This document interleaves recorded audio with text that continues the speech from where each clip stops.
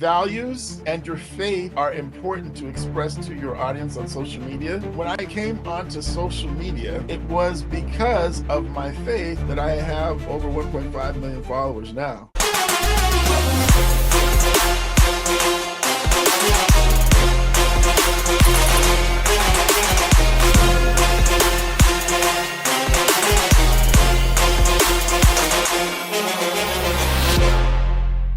All right, welcome to another edition of the Journey to Freedom podcast.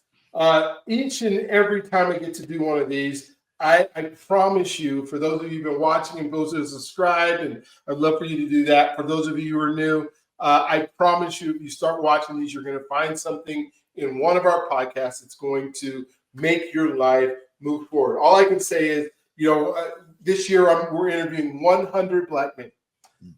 In 2024. So if you're watching this in 2028, you haven't lost out. Our stories are still the same. Whatever happened to us in the past is still the same. I'm going to live to 150 years old, so I'll be doing these for a long time. But what I can say is success leaves clues.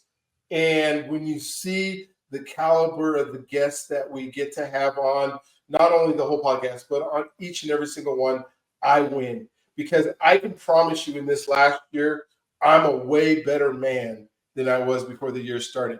And it's because of these relationships, it's because of these associations, it's because of the people that I've been able to interview and be a part of and hear their stories and hear what they've done and be able to relate and figure out. I'm going to take 14 men to Alabama David, you'll be interested in end of January. And I've been talking to him this last week and getting all our logistics and plane trips and all that kind of stuff so that we can go talk about story and we can go talk about what the shoulders of the giants that we were able to stand on. It wasn't until last year, and I'm not from the South, I'm from Colorado, right? So it wasn't until last year when I went on this tour that I realized how big of a deal it is to really get a glimpse of what some of our forefathers went through. And the opportunity that I now have and what I can do to be successful as a result of the things that they've done has just been phenomenal and amazing. And so today I asked, right before we got started, I asked David what he was most excited about.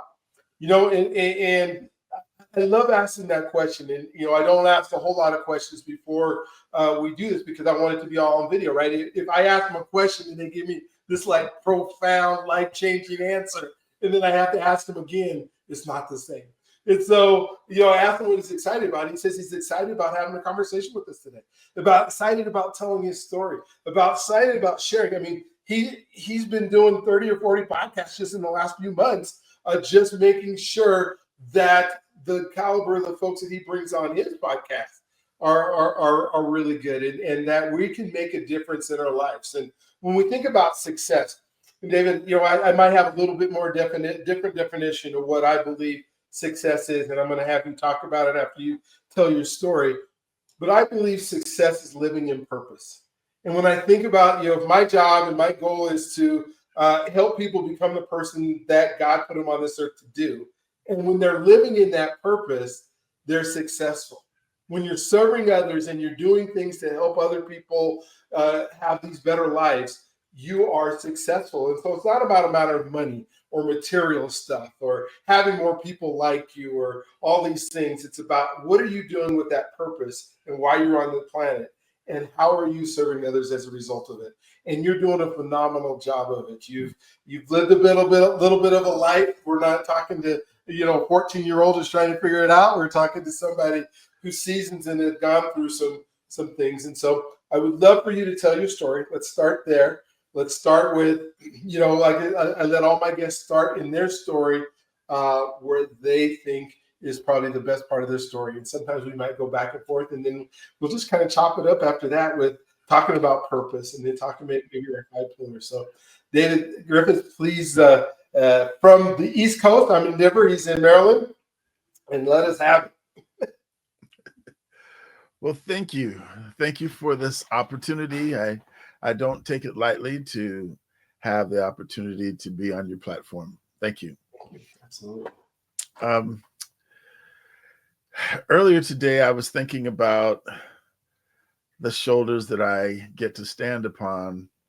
My father was from Cuba, and he married my mother, who was from Jamaica, and they moved here to the States. And my brother was born in Jamaica, but then I was born in Lincoln, Nebraska. What? Yes. And one of the things that I've gained in my life, because my dad was a trailblazer, he was usually the first Black person to do ... So when we were in Nebraska, I was born at Bryant Memorial Hospital there, and he was an English professor there. And I believe he was the first African-American English professor at Union College. Then when I entered second grade, we moved to Southern California. Okay. Where he was an English professor there, and then he became the first African-American head of the English department at La Sierra University. And then later he became the dean of the graduate school at Loma Linda University.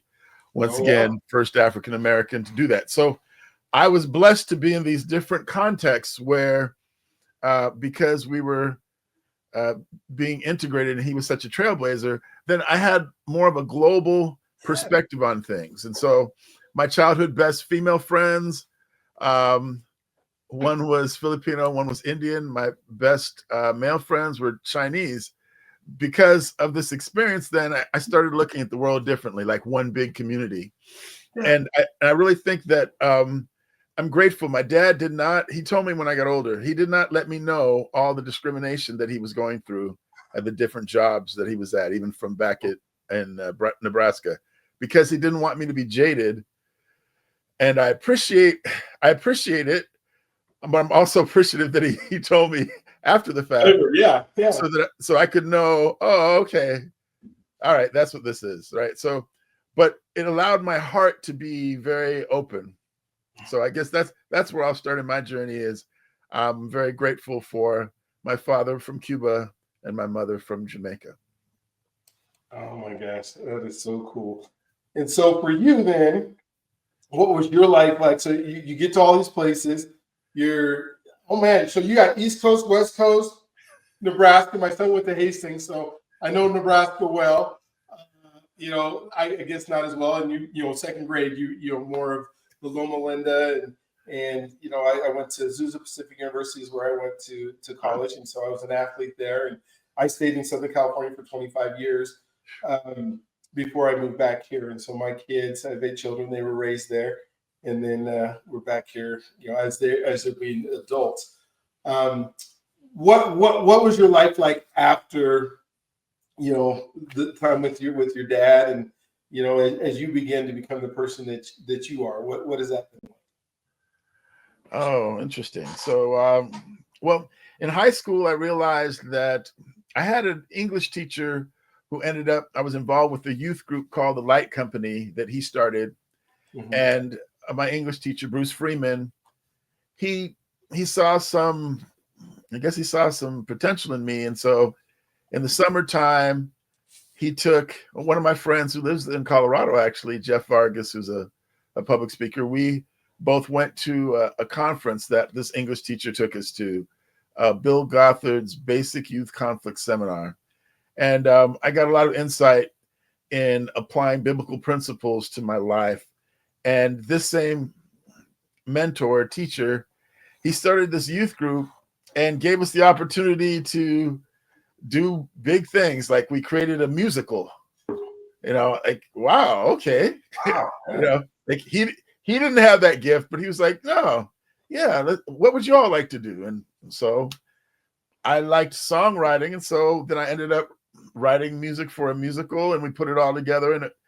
And he also taught me the dynamics of building community.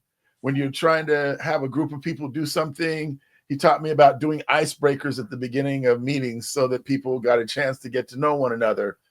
And we tried different variations so that now when I do a community choir, or currently I coach people on how to be successful with social media. When I have events, then I remember this component and the importance of letting people get to know one another and what that connection does for the excitement of the event and the experience. So I was very grateful in high school to get exposed to that skill set because of this wonderful man, Bruce Freeman. Mm-hmm. Yeah. Wow. So when we talk about living in purpose and finding that purpose for your life, and in this just the short time we've been having this conversation, I'm looking at a keyboard behind you. I hear you talk about music. I hear you talk about not only writing music, but going to choir practice, even as today when we're done here. It sounds like music is part of your purpose and part of why God put you on this planet. Talk to me about how you've, done this throughout your time on this planet and continue to come back to it. And even though you're doing helping people with social media, but there's some music portions that are part of it. I see where you beam and you smile when that happens. Yes, man. I love music. Like, music has been, even though if you looked at my life for the last, I don't know, 6-7 years, you might not understand the way that, quote, I've been treating music. But throughout my life, music has been a lifeline for me. I have an older brother, and when I was younger, he helped me figure out what the different chords were. When you look at a book and you see like a melody line, but then there were chords that people often would use to play the guitar. He helped me know what those chords were. So I used it to play the piano and play those chords. And so at a young age, I figured out how to play by ear, but also it was a combination. I learned how to play by notes and by ear, but using this chords thing gave me like a cheat sheet or a shortcut so that I could sound more advanced when I was younger, just because I figured, oh, okay, I figured out what the chords are, that I could play what the bass guitar would be playing with my left hand. And then, it sounds pretty advanced. But then eventually I realized, oh, well, actually, David, that's what you need if you play in a band or whatever. That's the skill set you need. So I was blessed with that language. And I'm a creative. I love writing. I love taking pictures, but I really love creating music. And so it was my way of, if I liked a girl, I could write a song about it. Or if I wanted to communicate worship, my love for God, I would write a song about it. I did a live recording in 2012 of praise and worship songs. And so it's been the language that I use. And one of the most satisfying things for me when you talk about purpose is I know that when I'm called to share a song for an occasion, I will have a song that fits the occasion and people will be impacted by it. This is without being in the best voice. I've always known that I had this passion for it, but over the years, I had the joy through actually working on developing my gifts to actually see it impact at the highest levels possible. So that's been a large part of my purpose, at least in the first portion of my life. I love it. As you were just talking, I was thinking of the Fred Hammond song of, when the Spirit of the Lord comes upon my heart, I will dance, praise, sing. I just see you just enjoying all aspects of it.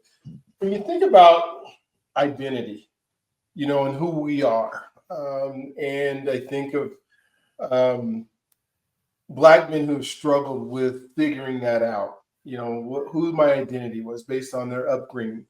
You were able to talk about English a lot, and your dad being a professor and education being important, and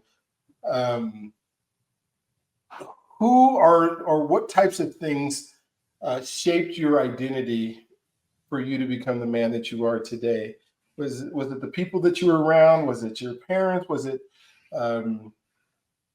your own ability to study introspectively?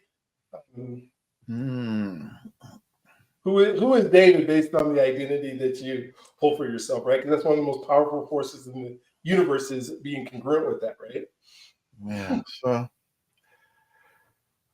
So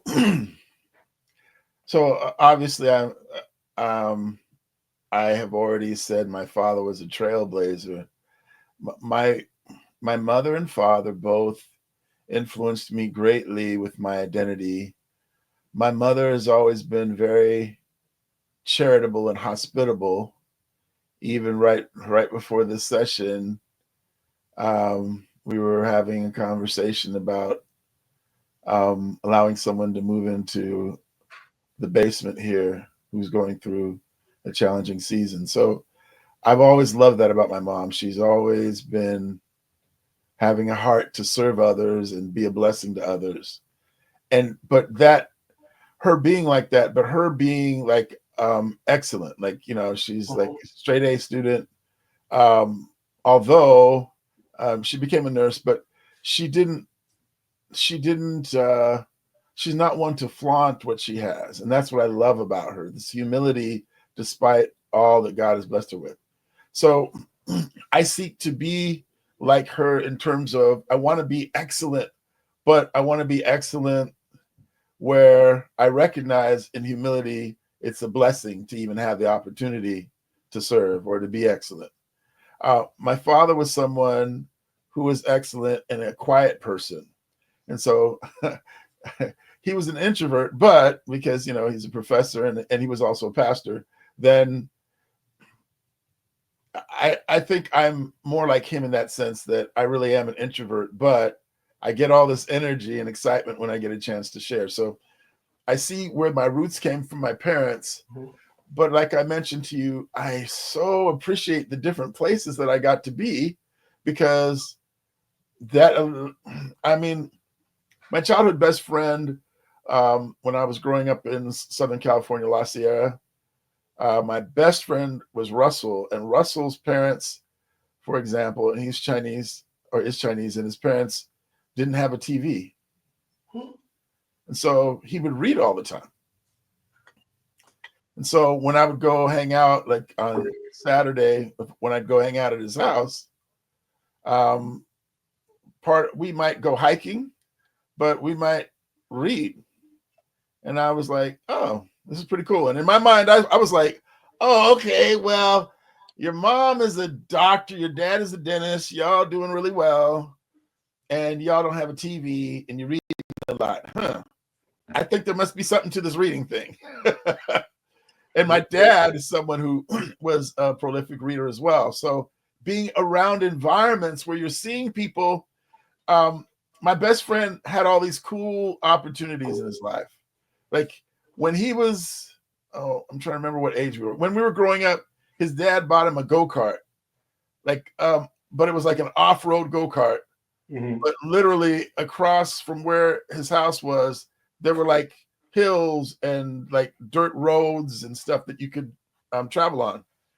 Well, I thought to myself, wow, that is really cool. Like I was always happy that he had this wonderful experience. And I'm not someone who is envious of that experience, but I thought, oh, this is great. Mm-hmm. And his dad would do some entrepreneurial stuff. And I thought, oh, this is kind of cool.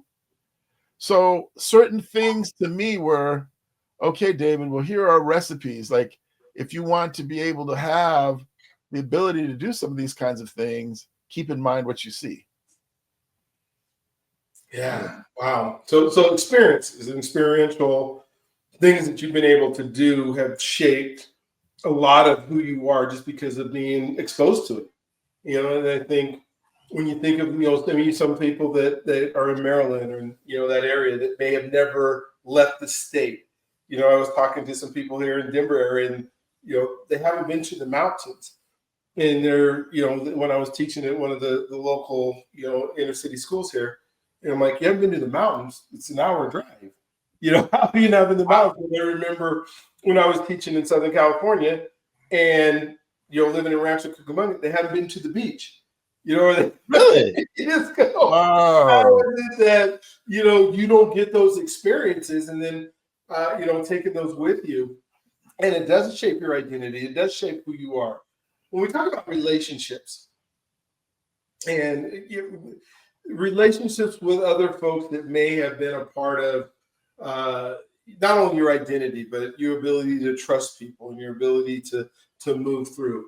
Are there some key relationships that you can go back to? It sounds like the one with your childhood friend was a big one.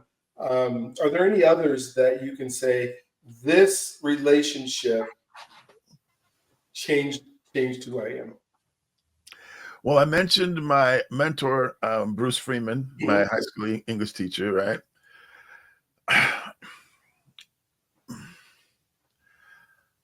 You know, I've just been blessed to have some really cool friends. Okay. Who've inspired me. I can talk more recently. There's a gentleman, his name is Hugh Jones. And when I was, in 1990, I had just spent a year in Korea teaching English as a second language. And that was fun. And then I came back home, and the week after I came back home, my dad was actually traveling at the time, and then he came back home, and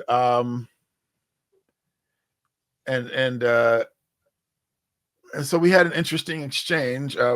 He used to work at a job where he would get off Fridays at noon, and so I had come home the previous Friday, and now I'm getting to see him for the first time since being in Korea. And so we have a conversation and greet, and he says, "So, son, have you decided what you want to do?" And I said, "Yeah, Dad. I was thinking, and I really would like to pursue music." And he said, "Well, son, I have no problem with that. Just make sure you have something to fall back on." I was excited. What? My dad's giving me his blessing to pursue music? What is this? This is amazing. So I was excited. So in essence, this would seem like it's going to be like one of the best days of my life. You know what I mean? So it's amazing. He grabs the mail and he goes downstairs to go through the mail, and I'm upstairs playing the piano, having a ball. But right before he went downstairs to go through his mail, he put a frying pan on the stove with some oil to heat up. And so he didn't remember it. And then I all of a sudden noticed some smoke, and then looked, and it was on fire. The oil actually caught on fire. I called my dad, and then I went to look for the fire extinguisher that we keep in the basement. Well, while I was looking for the fire extinguisher, he got the fire out, but he inhaled a lot of smoke, and he had asthma. So I'm talking to my dad. I'm like, do you want to go outside? Do you need my help? And then I'm helping him, and I look at him and I'm like, do you need me to call an ambulance? And he nodded. And so I help him to go outside, and he collapsed in my arms and fell. And how God blessed me was that a neighbor had an emergency room nurse that was visiting them, and she saw what was happening and immediately ran over and started administering CPR to my dad. But 4 p.m. that day, he died. Oh, wow. So here I was excited. Wow, this is amazing. My dad gave me his blessing for me to do music. And my dad worked, he was an administrator when he passed at the Seventh-day Adventist Church World Headquarters.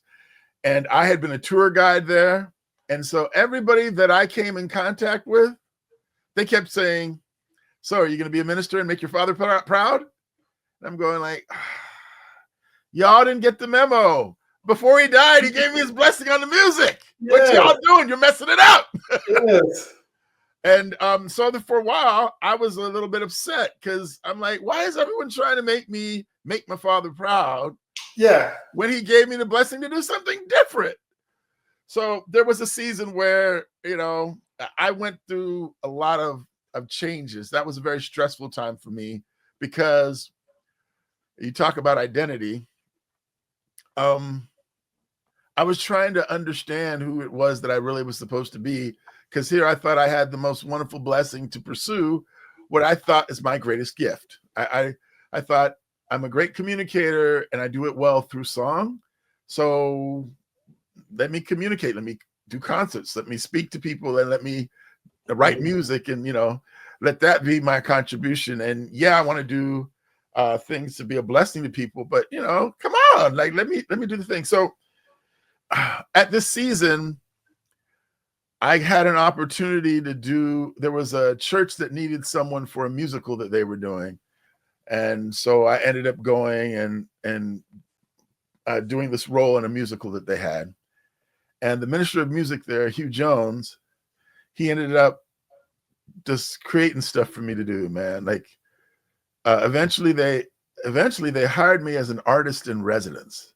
They like created, like, it's like crazy to me. It was just like, so I was like a paid soloist, and then he'd have me direct when he was out of town or something. And then they created this artist in residence where I would compose and do, it was just amazing. So in the season when I had just lost my father, here was someone who he worked at the Pentagon. He's a believer. He was like definitely someone who I can aspire to be like. After his years working in church and for the government, he moved up to upstate New York, and he bought a company, and he sold his company recently, but he still is a church musician. I think he's in his early 70s. But that's one relationship where I really gained it, because in a season when I was trying to figure out my identity and I was missing my father, here I had someone, and the funny thing is, he's not the person to be like, hey, David, well, let me give you some advice. He's not that dude, but he's just like a great dude. And he likes making music with me. And so it was like, I don't know, it was just a really nice fit for like a mentor-esque kind of person, but on the light side, like not someone who's like, David, you need to do this. He's more so just like, so what are you doing these days? Just kind of like that. Checking in. It's so cool because of when you think about relationship, and I usually say the rooms that you're in and the people you associate with, you're probably most like. And it doesn't have to be a coaching relationship or a mentor relationship. It could just be an example relationship. It could just be in association and proximity and being able to watch what somebody does. That all makes up our family or our units or the things we're around, and then helps us to be more successful. Because I think there's times when you say, I need this specific skill. I'm going to hire this person in this room to give me that specific skill. Like for you in the case where you're helping people with social media, right? They're calling you to help them with social media. Sometimes we don't get all the benefits that come with, having a great relationship with people, and just realizing that that's how I believe God has put us on this earth to be in relationship. And sometimes we get so busy in the business of things, we forget to have those relationships. And I'm so glad that you have been able to do that. We talk about, one of the thing that I've been seeing with you is, as we're talking, is how important your faith is. I see you're wearing a shirt that says faith-based, which means that it's very important to you. How has that shaped your ability to help others and serve others, and the things you do when you're in your quiet time? Talk to us a little bit about how that has helped you, and maybe we can glean some stuff from that we could do ourselves. So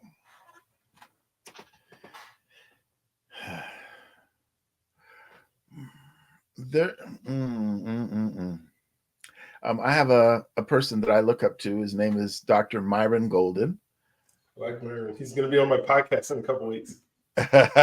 Well, I'm in the right place. Yeah. You're in the right place, yes. One of the things that I just finished watching a video of his just a couple of hours ago. One of the things that I admire about him is that he says unapologetically, I teach business principles from the Bible. You don't have to be a Christian to use them. You don't have to believe what I believe. But I'm just letting you know, if you're offended by that, this isn't the place for you. And so many times that I've coached people and they say, well, when I'm on LinkedIn, I don't let people know that I'm a believer because that's just for business, B2B. And I understand why that thought process is what it is. That's just never been me. My thing is, I want you to understand who I am, because who I am and what I aspire to, it directly affects your ability even to interact with me in a safe way.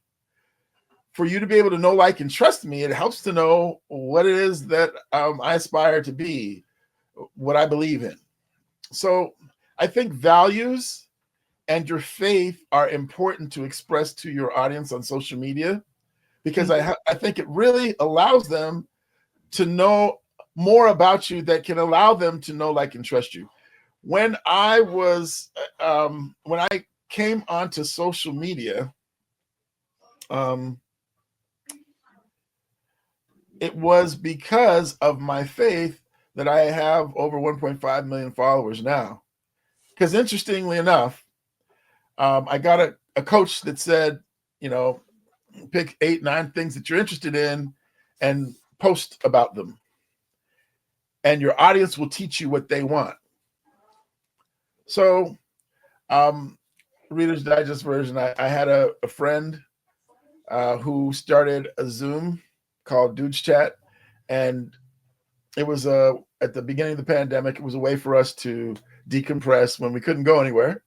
And one of the guys that came, Kevin, his mom had just died. And so he said, hey, David, would you sing a hymn for me every morning to help me get through my season of loss? And when he said that to me, for me, it was not only Kevin asking me for that, but it was God saying, hey, Dave, I know that you haven't been sharing like you used to because you've been disappointed. Your marriage failed. Some of your dreams haven't come true. But are you going to start giving back? Are you going to start using what I gave you? So I told Kevin yes. And in so doing, I told the Lord yes. And I started sharing. But what I learned was Kevin wanted me to sing a hymn on Facebook. And Kevin was enjoying that. But people who never met me would never have a chance to discover that. Because on Facebook, I'd have to pay or advertise, hey, I'm singing hymns. Check it out, right? And so it wasn't until I discovered from Gary Vaynerchuk, or Gary V, he said the best place for businesses to grow organically on social media was TikTok. Okay. And I thought TikTok is for dancing girls, and that's not my gift, right? But in reality, what TikTok enabled me to do was it enabled me to create content and have people who never met me discover me. Gotcha. And when I got on there, I tried to figure out how to do some trends. So I sang a little bit, but I got like 100 views, and a couple of people said, oh, you have a pretty voice, but not many people responded. And then I tried to figure out how to do a couple trends, but they didn't work out. The first thing that I did that worked was something about Chick-fil-A. It was a short video, 7 seconds.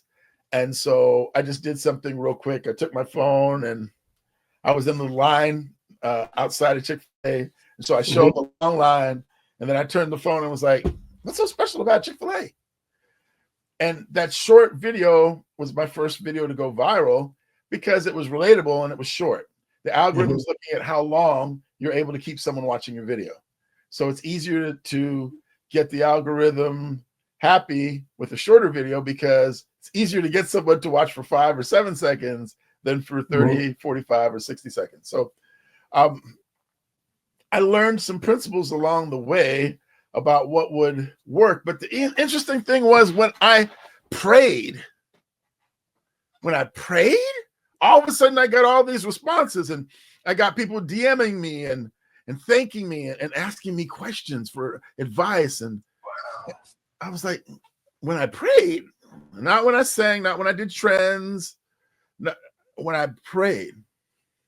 So I listened to my coach Mm-hmm. and I doubled down on what worked. And then the first thing that I had that went viral with over 1 million views was when I shared like I would need from someone else. So pretend like it's you 6 months ago. What would you tell the you 6 months ago that they need to know? And so I put my phone on a stand and sit in the chair and say, hey, wait, I want to tell you something. Don't quit. Don't quit. Mm-hmm. And then I would share from my heart why you shouldn't quit with all sincerity, because it literally was me speaking to me, right? Mm-hmm. Like one person speaking to one person from the heart. And then there was no strong call to action. So buy my book at the end, right? It was just, so don't quit. That's all. And that was the video that my first video that had over 1 million views was that. My faith is the reason why I am known online. It's because I created content that aligned with my values, my faith, my passion, and it has opened doors for me that wouldn't have happened if I never started doing that. Wow, that is so cool. And that you're unapologetic and say, you know, this is who I am, this is what I do, and then, you know, God blesses it, which is so cool. How do you stay healthy? What do you do to, you know, and when I think about health, I mean, sometimes we just go to the physical side of it, right? The things that, you know, that you can see when you get out, feel when you get out of bed.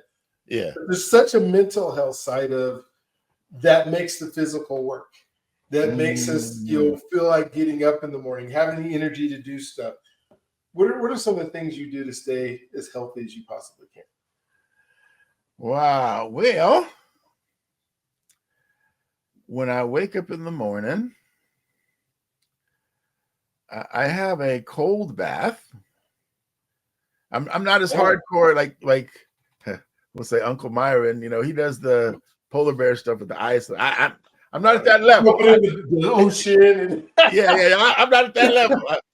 I just do a little cold bath, and then after that, I switch to warm bath. And at that time, and notice I did say bath and not shower. At that time, then I will take a moment to listen. I've made a list of affirmations, things that I'm focusing in on, and then I will ask Chat GPT to read them to me. Oh, really? Okay. And so, yeah, you know, that's my way of saving a few dollars, right? Because, you know, there are apps that they say will do that for you, but I was like, well, let me see. Chat GPT can do this, right? Of course it can. I love it. So by doing that, and then I have a really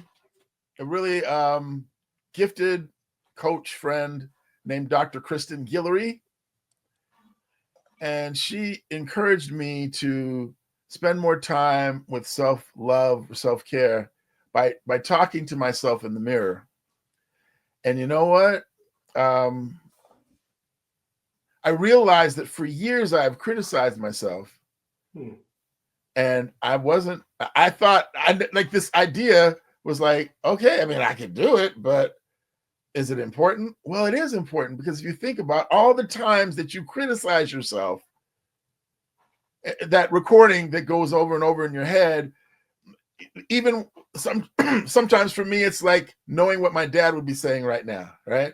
My dad was someone, one of the ways that he was loving to me was to let me know, hey, David, right now you're in high school. Everyone's giving you standing ovations for your music. It's not going to be like that all the time. They love you because you're a young kid and you're from our community. He said, after a while, you're not going to be that cute young kid, and you're going to have to really be amazing. So keep working harder. Wow. I appreciate Dad saying that, because it helped me to have, I don't know. It helped me to have an appreciation for what it takes to be excellent and the importance of it, especially as a Black man. Well, imagine then inside my head there's always something telling me to do more and to be better. But where's that voice that says, hey, Dave, I love you, man. You're great. I love your heart for people. I love your passion to delight your customers and to give excellent value when you show up in interviews or on social media. David, I love the fact that you love the Lord your God with all your heart, mind, and soul. David, I love that about you, man. That's awesome. And it's great to have friends that build you up. But there's a time, I understand in the Bible, when David had to encourage himself in the Lord. Mm-hmm. So I think that my friend, Dr. Guillory, she was just telling me, hey, David, encourage yourself in the Lord daily and love on yourself in the mirror, Mm-hmm. so that you can overcome some of those years that have caused self-doubt because of all the self-criticism that you're not even aware of. Yeah, so you can just see how that helps you mentally be able to set your mind for the whole entire day. So when things do go wrong, if you have that belief in yourself and that self-care and that ability to love yourself, the things that other people say probably don't matter as much. It's like, I can say, I can remember a time in my life where I really did care what people thought a lot. Mm-hmm. When I'm a teenager, or I'm, and I wasn't living up to. I can imagine, and you do social media with people now, maybe you can speak to this a little bit, how people show their best life on social media, and then we try to compare ourselves to their best life as if they have that life that they're showing us online all the time. How, when you're talking about that, do you share, help people realize that, yes, social media is great, and it's great that we have these reels and be able to go viral and all those different things, but it's still kind of not reality in the sense of the wholeness of our lives. Mm. Yeah, I think one of the things to do, honestly, is to approach it with a disciplined approach. When I say that, I mean, I have a friend, his name is Dewan Starling. He's a great gospel singer. I always noticed years ago, before I was even really heavy into social media, he would post stuff and then he disappeared. Like he was at his house with his wife, with his children, doing something. He wasn't online. Mm-hmm. It was very healthy though, because he was able to get messages out about something he was doing, and then he would go about what was most important to him. Even though I know, as a professional content creator, I know the some of the time that you need to put in, either in research or in engagement, to help the algorithm to be happy or pleased with you.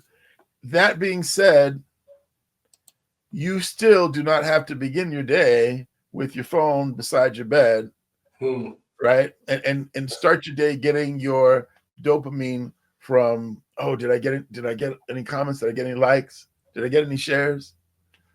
Rather, it's much better to limit, put a partition and say, all right, I'm not going to use my phone after this point, or I'm not going to be on social media now. I'm only going to use it in this season, because what happens also is you kind of fry your nervous system. Like when I sit down to eat, I often sit down with nothing to help balance myself out, because I get hyped and then I get used to having a video running, doing something else. But in reality, if you wonder why you have anxiety or stress, often it's because we've gotten so used to the every 30 second, every 15, 20-second stimulation that we get from short form content on social media, that then we get bored to do something that takes a long amount of time. And so the solution to that is unplug, set boundaries on what you're doing so that you can be healthier. Oh, that's so wise. So wise to unplug a little bit. And yeah, you don't have to be on TV. You don't have to have your computer. You don't have to have that all on. Because when you get time to think, I think our Uncle Myron talks about, people don't think. They just don't. They think they're thinking, but they're really not thinking. Um, and I think that is absolutely so important to realize that we have to. I mean, we can't. Sometimes I feel sorry for. I don't know if I feel sorry. I don't know how I would process as a child now who has grown up with the screen. Right? When you and I there was no internet. There was not even the computer stuff. It wasn't. We went outside and played till the street light came on, and then that was, and our relationships were so much greater than, as I've been a professor and a teacher, what people will say about other people online that they would never say in front of their face. Right. And you just go, wow, it's, we really need to love on people as we can serve them.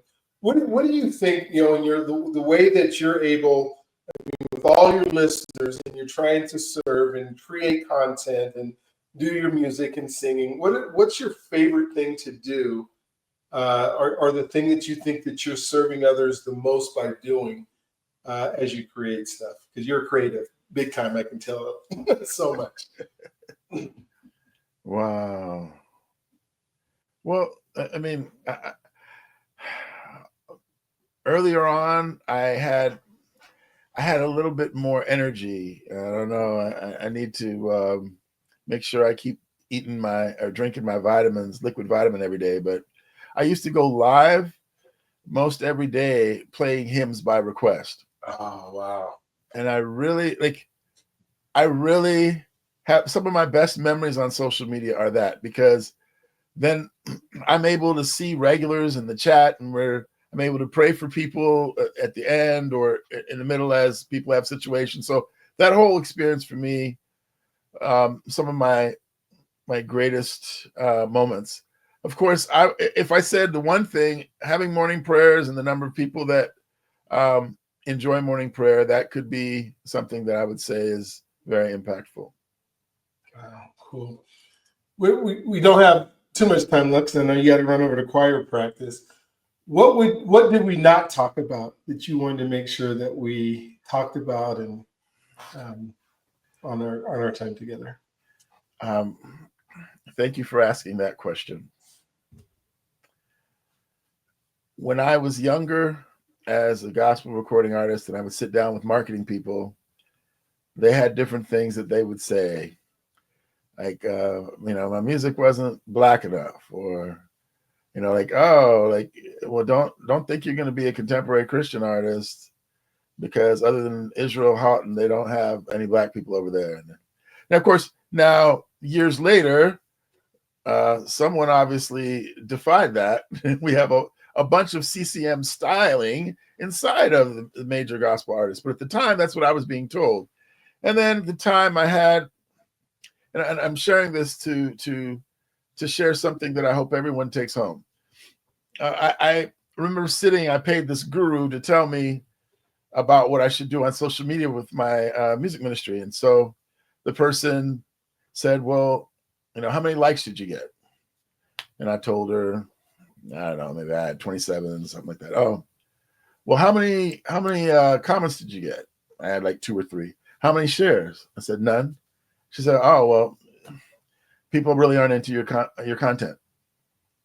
Now, what is true about what she said is, in the hierarchy of things, for someone to share your content, that's like really exciting because they cared enough to take the energy to share something, right? So ideally you want to have a bunch of shares, but also there is a difference. Like, there is an age group that might like something even that a younger age group might share.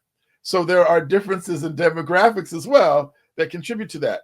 But the interesting thing was her message of, well, they're not really that into you, basically, could have been something that led me to say, well, I guess I'm not going to do this anymore. Yeah, absolutely. But the funny thing was, now today where I have, 20, 25 times as many followers as that person has, There must have been something about me doing what I was doing that actually was working and resonating. And if I'd given up, I never would have come to this place where I realized who God made me to be. My unique experiences, my unique voice is important, significant, and needed. And if you stick to what it is that God gave you, eventually you'll see the change. But if you give up, you won't have an opportunity to see that what God made you to be, who God made you to be, and what is involved in who you are is actually food for the soul for a group of people that just needs a little time to discover you. So please don't stop being you to get likes, followers, shares. Continue to be you, but learn a skill set of how to let people know about what it is that you have that is of value to them. And you'll be surprised at how many people are so grateful for who you are and the stories you have to tell. Wow. Thank you for sharing that, because it's about being purpose, right? And don't let others take you out of that. Don't let others take you away from what you know is right that you're doing. So thank you for being on the podcast today. Thank you for allowing me to share life with you, if it was just for a short time. And I hope we can continue to do this. If you like, share, YouTube stuff, whatever that is, please go ahead and subscribe, because I promise you will find somebody on this that is like you, that you can learn from, that you can grow from. And I know I got tons of stuff to be able to do. I hope we can do it again. I hope that we can continue to share our lives together. And I appreciate you in a big, huge way. So you guys have a wonderful, just incredible day today. Don't forget you are God's greatest gift. He loves you if you allow him to. And then we'll look forward to talking to you on the next one. You guys have a great day.